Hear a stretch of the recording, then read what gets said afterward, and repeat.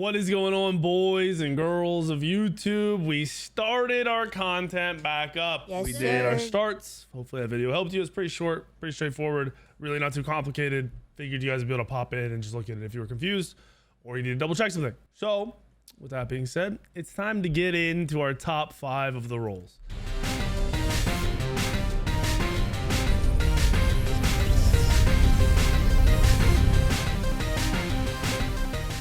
I will open with saying in 2 weeks, something could change. There will be another nerf patch in 2 weeks. A lot could change. This is just opening top 5. I'm going to try to do these monthly, so it's up to date. So if you guys are looking for what to play at that current moment, pop onto the YouTube, check for the top 5. You're good to go. So let's just do it. Let's just do it. Let's just talk about it. Top 5 junglers. Ravana, number 5 on the list. Why Ravana? I don't know. No. So if you didn't know, assassins are probably the weakest role in the game right now. Not saying they're bad. They just feel much weaker in this patch. And then the first question is always why. They removed class passives. If you didn't know what class passives were, warriors had a passive that automatically applied to all warriors. Mages had a passive that applied to all mages. They removed all of them. So with doing that, warriors lost 10% cooldown at level 20. That's not a big deal because it's easily replaced by an item, or, you know, just the items that are good anyway. Hunters lost top end base auto attack damage. So they did get nerfed, but they do not feel it. We'll talk about why in a second. Guardians lost CCR at level 20. Well, you know, I think it was like 10 or 20%. Mages lost 60 power at level 20, which is a big nerf to mages. Mages are the other ones feeling this. And then assassins lost pen. Why is this important? Pen was very valuable in the early and mid game because it allowed you to do close to true damage on mages and hunters. It made it so you could kill them. Then on top of that, once you were full build, it was just extra flat pen, putting you closer towards that 50 flat pen cap that you're usually never going to hit just because of the items in the game. Like, you're not going a ton of flat pen items, just how it works out. So assassins are really feeling it. Now the secondary part to this, the other reason they're feeling bad, is hunters got insane items. Yes, some assassins can build the new Deathbringer, but most are not. And then hunters got an Xe buff. So they have anti-heal on their core pen item. They have an insanely OP glyph on the crit glyph. If you don't think it's OP, you're trolling. Ignore the stacks. It multiplies your crit chance by 1.3. Actually, I think it's 1.25. It got nerfed. So you get that much more crit just by going a 600 gold glyph. There's no glyphs in the game that really compete with that. The closest one would be the free anti-shield, anti-heal Xe. Both on hunters. Then on top of that, the other items that were added to the game were all solo lane items. You have Blackthorn back in the game, you have Void Shield back in the game, you have the magical Void Shield back in the game, or in the game now. So we basically saw hunters get buffed through items. We saw solos get buffed through items, and then we saw assassins and mages get nerfed through passive removal. So that's why you saw this shift where solos are by far at the top, then hunters, then guardians, then mages, then assassins. Now, why are guardians in the middle? Guardians didn't really lose a lot from the passive takeaway. They really don't care about the CCR. They get it from items. The big thing with items is now you can go multiple glyphs in Smite. You can have multiple glyphs. They're not limited to one anymore. This affected your guardians, your supports the most because there are 3 good glyphs out of that role. There's the Pridwin glyph. There's the Relic Dagger glyph. Realistically, there's more than 3. And then there's, depending on the other items you go, if you go breastplate, there's breastplate glyph. There's a bunch of other glyphs that can fill a 3rd glyph slot very easily, which basically makes it so guardians gained a lot, supports gained a lot. That's why we are where we are. So number 5 on the list is Ravana. Ravana's just still performing well despite the nerfs, and I think it's because he's got 4 damaging abilities. He has the immunity plus the ability to avoid damage out of his ultimate. He can actually deal with hunters. He runs down hunters and a lot of these mages very well. Like Thoth is a top pick mid. Ravana slaughters Thoth. How? Blink on Thoth, Thoth dashes, alt Thoth, Thoth dead. Very straightforward. The build you're looking at right now, I wouldn't say it's changed, but the build is shifting. Bumba Spear is way more valuable now because we really don't want to be forced into going serrated on every single god. We want to replace that serrated with more flat pen or a utility style item that works better on the god. In this case, it's Erendite, feeling where a flat pen spot would go. We are going into Crusher, Heartseeker. This is going to give us 30% pen. In the late game, you can round out your entire build by going the Yellow Shaman buff, which will give you 5 flat pen and 5% pen.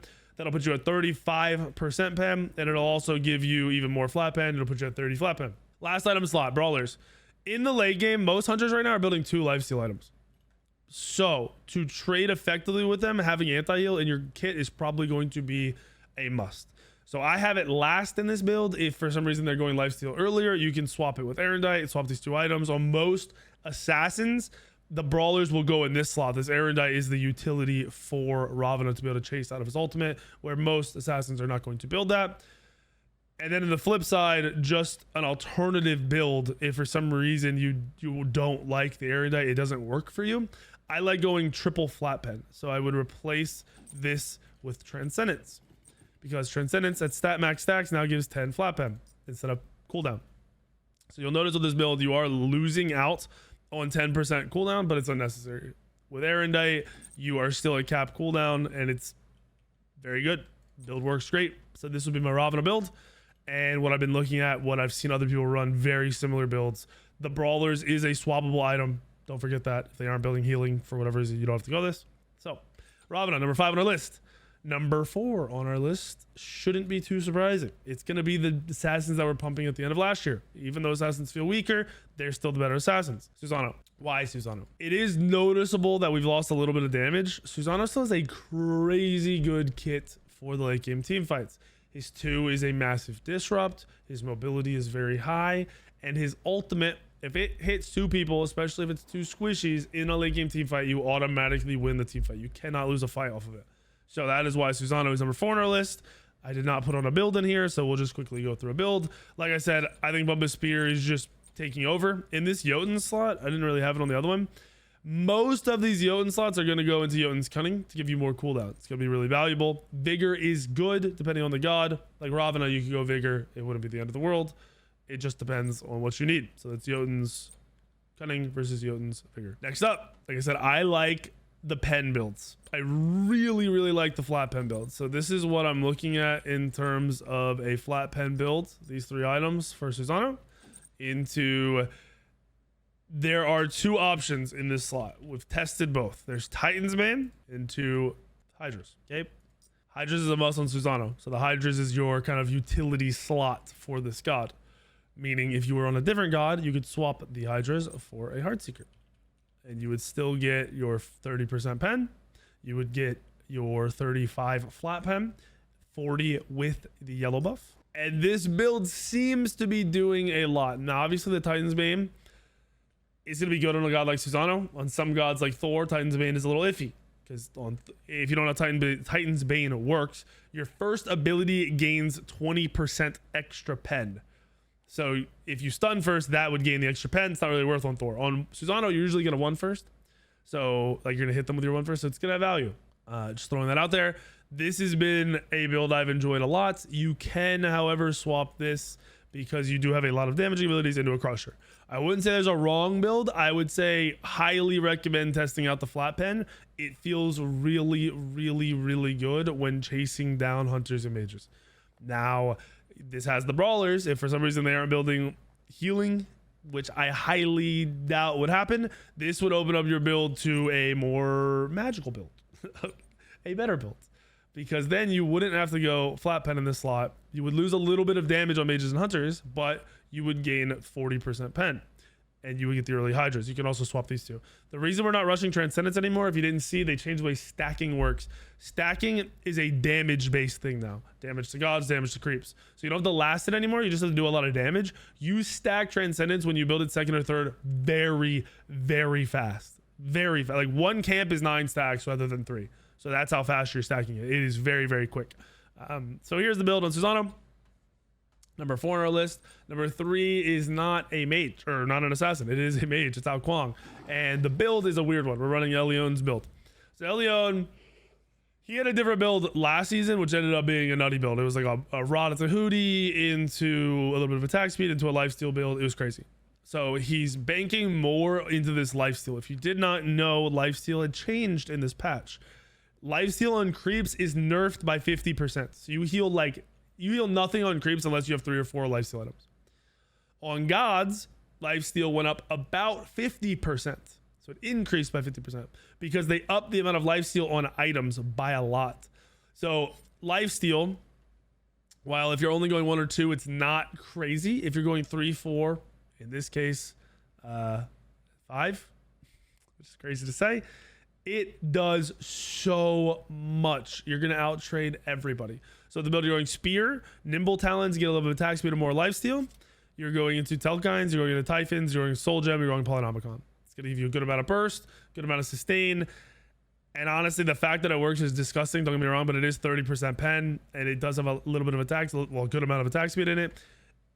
And it's a lot of sustain. You can still full heal on a camp, which is really one of the few builds and few gods that's going to be able to do it. You can still run onto a god and just 1v1 trade them because of the lifesteal, especially if they aren't building, if it's an assassin or building brawlers. Hunter's going to have a little bit of anti-heal on you, but it's not going to matter. Mages, most of them will have divine, but it's not going to matter. The big thing with a bunch of lifesteal is you aren't usually getting 100% anti-healed, so you really feel the lifesteal on gods. I coughed the mic. Sorry, guys. I don't know why my mute didn't work. Anyway, this is the build. I know it looks weird, but it feels good. Try it. Have fun. Do your thing.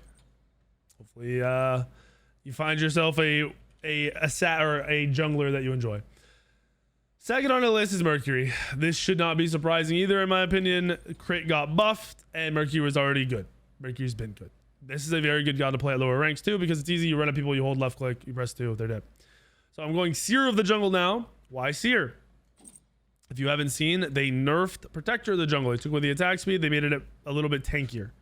We aren't looking to be tanky. We are looking for the attack speed. Seer is also really good at clearing objectives of wards. If you didn't know the way Seer works, it also sees invis. Anytime you kill a big camp, so like a speed buff, a red buff, anything like that, it will give you vision for 30 seconds. So you can run around clearing wards for 30 seconds, and you can also see anyone in stealth for 30 seconds. So the Morrigan, Ao Kuang, Loki, you'll be able to see. So we're going Seer. We're rushing Rage to get the stacks online as soon as possible. We're going Devoted Deathbringer, and you are upgrading to Devoted. Devoted is the new Deathbringer that I was talking about. Is very OP. Why is it OP? If you look at this, well, you guys can't look at it. I will read it to you. The glyph is your critical strike chance is multiplied by 1.25. That means you gain a 25% more crit chance. So if you were to multiply a full Rage, which I believe is 45% chance to crit, plus Deathbringer, which is 30, so 75% chance to crit, and you multiply that by 1.25, then you're getting your new chance to crit. On top of that, because of this build, we go into a Demon Blade, which gives us another 20% chance to crit. I want to double check that I'm not messing my numbers up. Yep. Which is putting us at a 95% chance to crit before Devoted. With Devoted, it should be giving you like 3 stacks, so that's 15 more power. So Deathbringer is giving you 15 more power. It's giving you more crit, and it's only 600 gold. It's an extremely overpowered glyph. Straight up, super overpowered glyph. Then we're going into Serrated. Why Serrated? Even though I talked about not wanting it anymore. On Mercury, it gives movement speed, and it gives sustain, and it gives pen, and it gives power. Perfect stats for Mercury around the board, where a lot of assassins don't necessarily gain a ton from the movement speed. And then, as I mentioned earlier, if you only have one lifesteal item, you don't really feel it. So we go into a second lifesteal item. We go into the Bloodforge. This is really good on Mercury as well because it's high power, sustain, movement, and on top of that, the passive, which is going to give us a shield every time we kill somebody, which we should be doing with just 2 to 3 autos off of crits.